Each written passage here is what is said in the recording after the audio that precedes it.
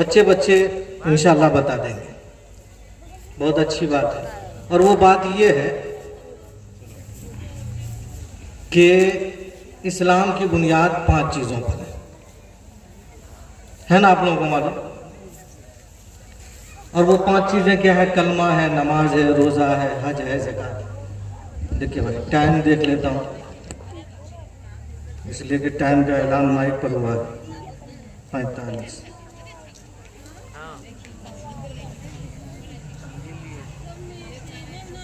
तो ये पहला सबक है इस्लाम का, 5 बुनियादी चीज़ें। लेकिन इसी पहले सबक में हम बहुत दिनों से अटके हुए। इससे आगे आज दूसरा सबक हम सब साथ मिल करके पढ़ने की कोशिश करें। जब आप इस्लाम की इन बुनियादी बातों को दिल से मान लिए, जबान से इकरार कर लिया आपने, तो अब आप ईमान वाले हो गए। ईमान वाला होने के बाद अब आपको इस्लाम वाला होने की ज़रूरत है। ये दूसरा सबक। इस्लाम वाला होने के लिए, मुकम्मल मुसलमान होने के लिए 5 चीज़ें और हैं। जरा ध्यान दीजिएगा। पूरा इस्लाम वाला होने के लिए, मुकम्मल मुसलमान होने के लिए अब 5 चीज़ें और हैं। अकायद, इबादत, मामलात, मुआशरत और इखलाक। यानी मुसलमान होने के बाद अल्लाह ताला के इस हुक्म को सामने रखें, या अय्युहल्लज़ीना आमनू उदखुलू फिस्सिल्मि काफ़ा। ऐ वो लोग जो ईमान ला चुके हो। यानी पहला सबक दिल से मान लिया, इकरार कर लिया है ज़बान से, या अय्युहल्लज़ीना आमनू, जो लोग ईमान ला चुके। पहला सबक जिनका हो चुका। अब आगे क्या करना है? उदखुलू फिस्सिल्मि काफ़ा, पूरे इस्लाम में दाखिल हो जाओ। अब हमारे इलाके में ये हुआ है कि यहाँ पर इस्लाम जो आया है नबी सल्लल्लाहु अलैहि वसल्लम के जरिए से नहीं आया डायरेक्ट। क्या नबी सल्लल्लाहु अलैहि वसल्लम हिंदुस्तान आए थे? वो भी बिहार तशरीफ लाए थे? अररिया के धापी में आए थे? नहीं आए थे। तो हम तक जो इस्लाम पहुंचा है वो नबी सल्लल्लाहु अलैहि वसल्लम के जरिए से नहीं पहुंचा, डायरेक्ट। और डायरेक्ट सहाबा के जरिए से भी नहीं पहुंचा। और बड़े औलियाए किराम, बुजुर्गाने दीन जो थे पहले मरहले में हिंदुस्तान में जो लोग आए, उनके जरिए से भी नहीं पहुंचा। हमारे यहाँ दीन बाद के औलिया के जरिए से पहुंचा। तो नबी जहां आए वहां का पूरा कल्चर बदल दिया। जबान,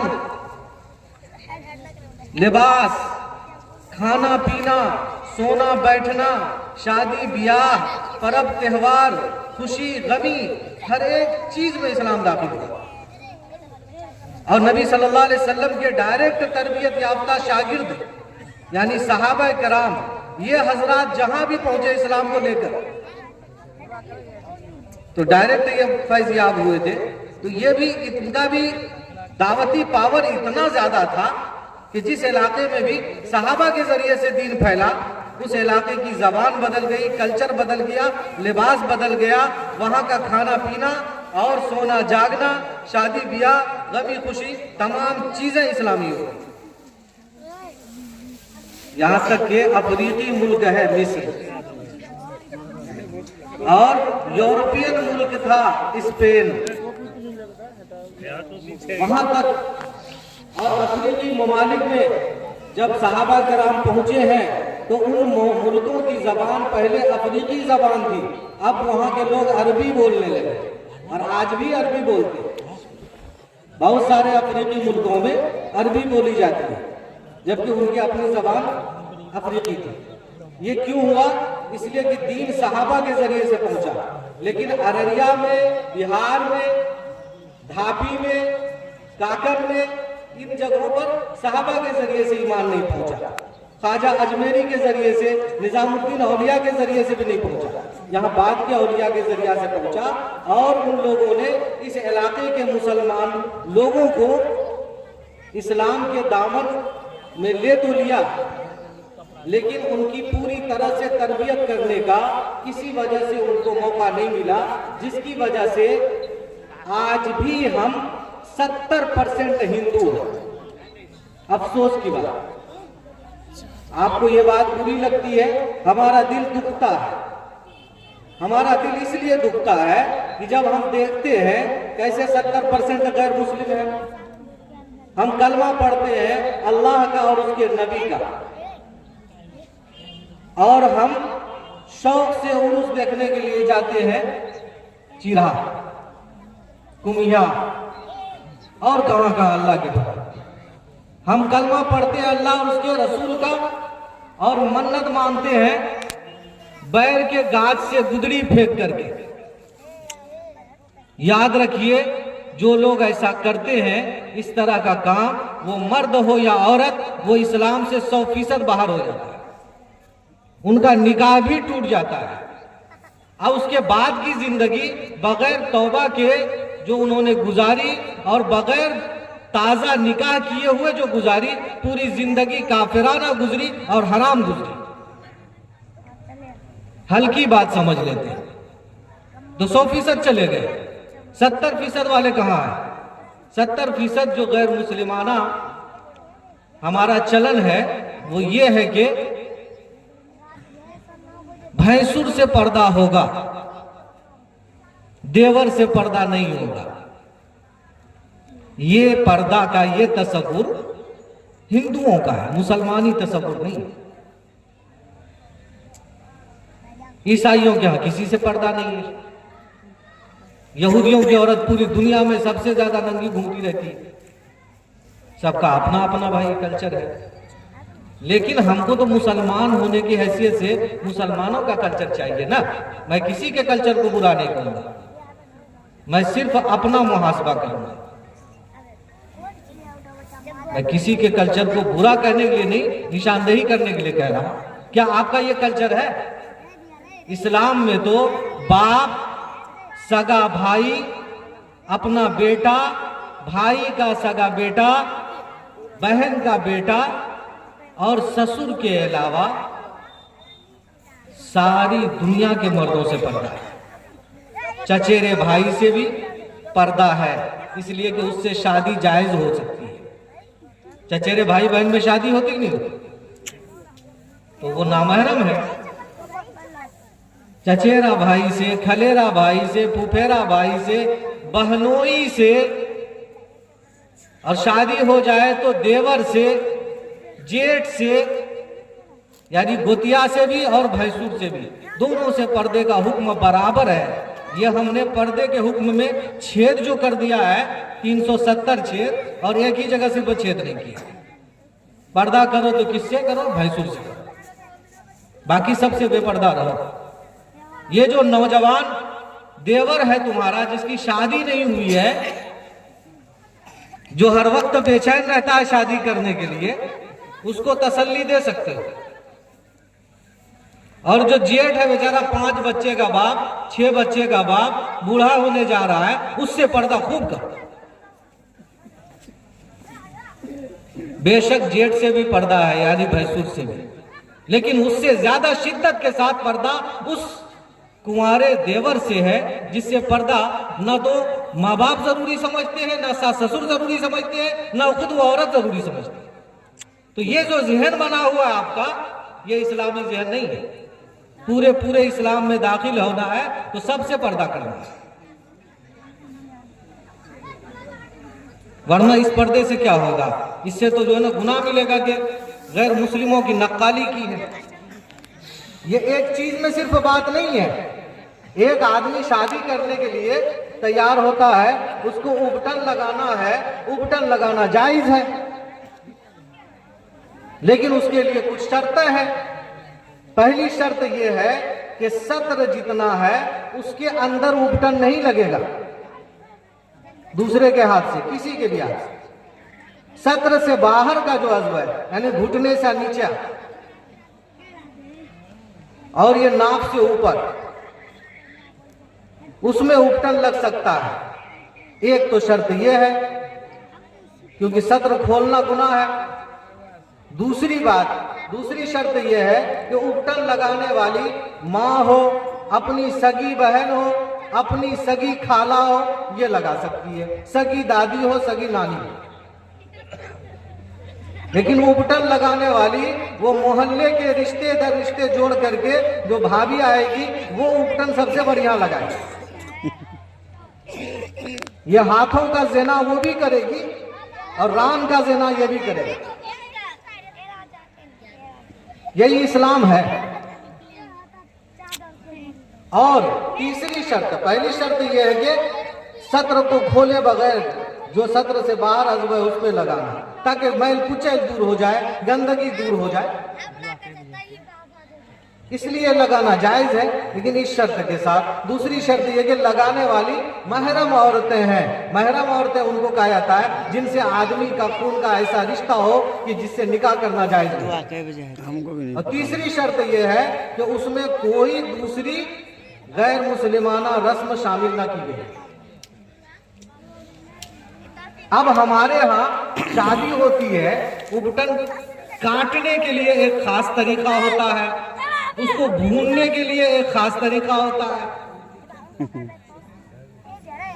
सीधा सीधा काट के कोई एक बच्ची ले आए, कोई एक बच्चा ले आए, उसको सीधा सीधा तैयार कर ले। लेकिन नहीं, वो खास विधि और गतिविधि से तैयार होता है।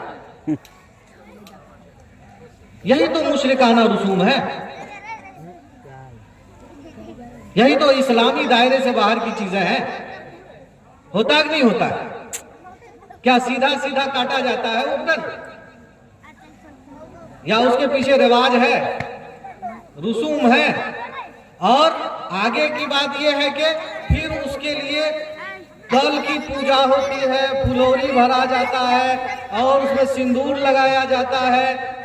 ये सब तो खुल्लम खुल्ला मुशरिकाना चीजें हैं। मुसलमान में कहां से सिंदूर आ गया? किस सहाबी ने किया था? हजरत फातिमा की शादी में ऐसा हुआ था, हजरत ज़ैनब की शादी में ऐसा हुआ था, हजरत खदीजा की शादी में ऐसा हुआ था। किसमें हुआ था?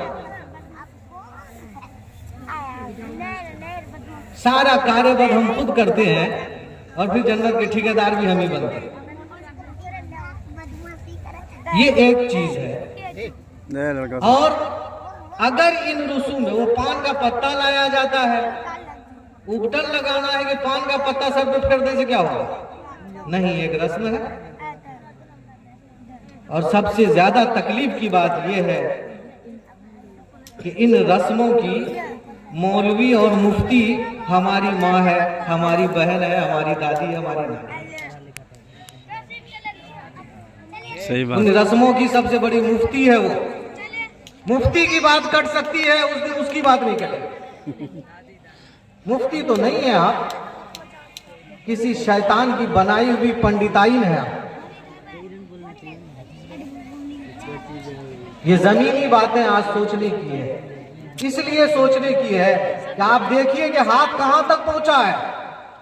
दाइए इस्लाम मौलाना कलीम फुल्लती दामद बरकातुहुम 1-2 दिन नहीं, कई साल जेल में रह करके अभी उनका मामला चल रहा है, केस। हजरत मौलाना मुफ्ती सलमान अजहरी साहब जेल के अंदर है। मौलाना महमूद मदनी जैसे सफ़े अव्वल के कायदीन मिल्लत, ऐसी शख्सियत कि हिंदुस्तान में कहीं अगर 10 घर मुसलमान है तो वहां भी जानता है बच्चा जमीयत उलमा, और जमीयत उलमा के कायदे मोहतरम है। ऐसे सफ़े अव्वल के कायद से STF 6 घंटे पूछताछ कर रही है, अभी छोड़ा नहीं गया है, अभी और तैयारी का मौका दिया गया है। तो भाई, जब मौलाना महमूद मदनी साहब, जिनके पीछे करोड़ों की हिमायत और मोहब्बत है, उनके गिरेबान तक हाथ पहुंच रहा है, मस्जिदें तोड़ी जा रही है, पूरी कॉलोनी नाजायज जमीन पर बसी हुई, सरकारी जमीन पर, किसी को कुछ नहीं कहा जा रहा है।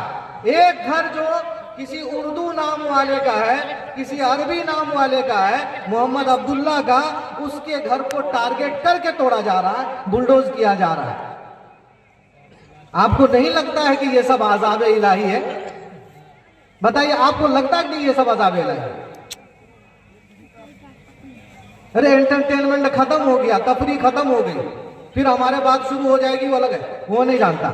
वैसे पूरा जलसा ही अब एंटरटेनमेंट हो गया, इसमें पूरा फिल्मी मसाला मौजूद हो गया।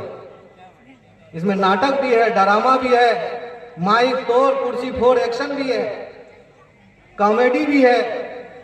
रह गया था जो है लड़का लड़की, वो मेला में हो जाता है। कुछ कड़वी बातें भी सुन लीजिए, कुछ संजीदगी से गौर भी कर लीजिए, और कुछ तकरीरें सिर्फ एक आदमी को चिल्लाने के लिए मत छोड़ दीजिए, आप भी बोलिए।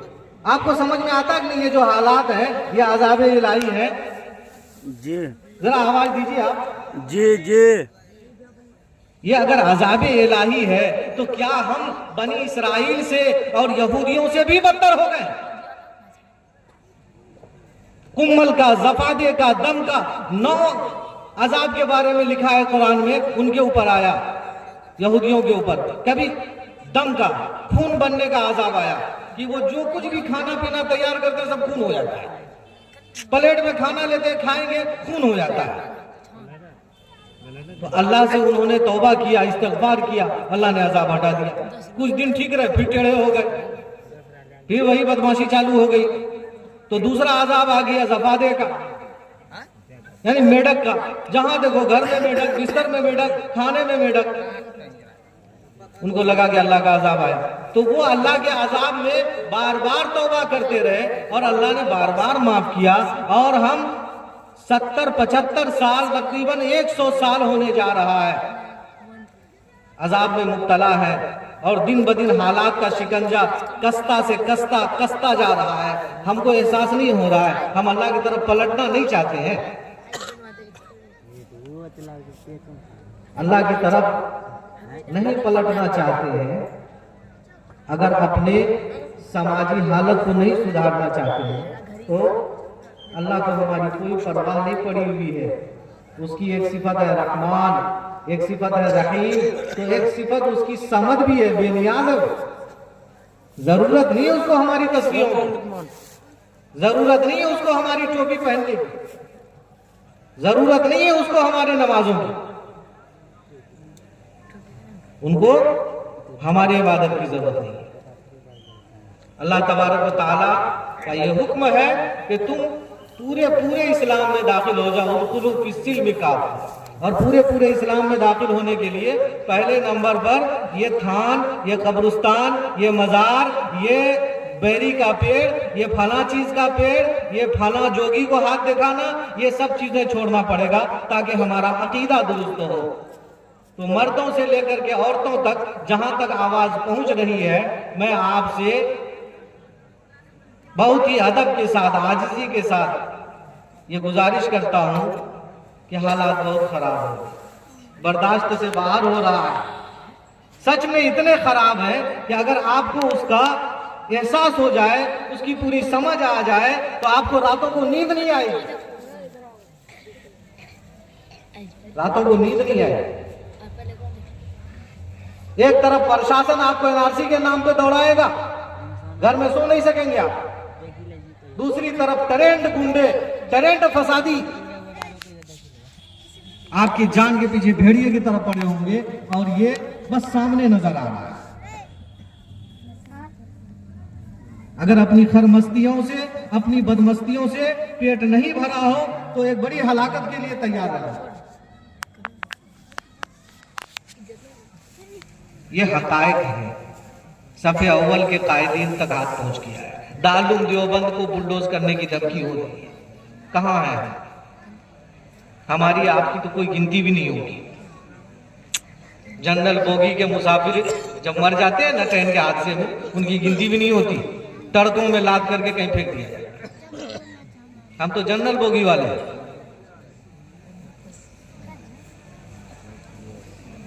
बहुत बदमाशियां हो गई, अल्लाह माफ फरमा। हमने तुझे छोड़ करके किस किस दर पे बेटे मांगे, बेटी मांगी। बीमारियों से शिफा मांगी। तेरे दुश्मनों को जो कि गाते बजाते हुए आए, उन दुश्मनों को, तेरे दुश्मन जोगियों को हमने अपना हाथ दिखा करके उसको आलिमुल गैब समझने की गलती की। ये सीधा सीधा हमको गैर मुस्लिम बनाने के लिए काफी है। बहुत सारे लोगों से हो गया होगा, जहां तक आवाज पहुंच रही है। आज तजदीद ईमान करें, तजदीद ईमान करें, पढ़े ला इलाहा इल्लल्लाह, ला इलाहा इल्लल्लाह, पढ़िए ना, गुनाह थोड़े होगा।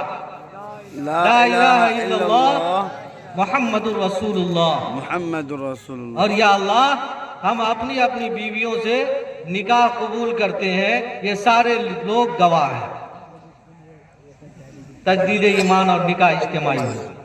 दूसरी बात, अकायद दुरुस्त करने के साथ साथ इबादात हैं। इबादात में तो चलिए हम नमाज पढ़ते हैं, रोजे रखते हैं, लेकिन 5 करोड़ की मस्जिद में से लेकर के 5 लाख की मस्जिद तक में एक जैसा हाल है, एक जैसा हाल है। सिर्फ मस्जिद बनाने पर हमको फख्र है, और मस्जिद में नमाजी कितने होंगे इसकी भी गिनती कभी कर लिया कीजिए। किसी ने कहा है और सही कहा है कि अगर जिस दिन 50% मुसलमान भी मस्जिद में आ गए,